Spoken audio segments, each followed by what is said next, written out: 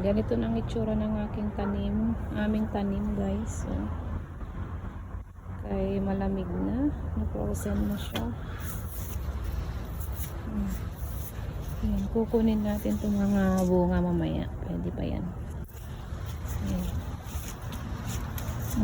Mga bunga. Pwede pa yan.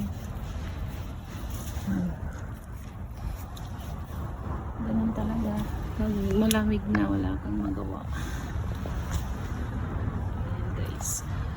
Harvest natin yung natitira. Mamaya.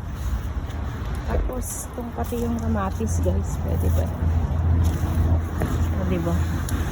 Ayan na. Pipitasin ko itong mga kamatis. Ay. May mga bunga pa. Sayang naman. Ayan. Harvest tayo mamaya. Ay, nagkandahulog na yung iba. Ayan. Nandyan na yun sa baba. Yung iba.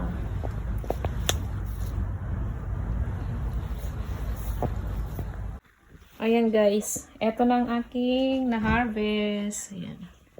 Ito ang aming huling harvest, guys. Kasi malamig na. Yeah, kaya kahit green na green pa, maliliit pa, diba? In-harvest ko na. Ayan.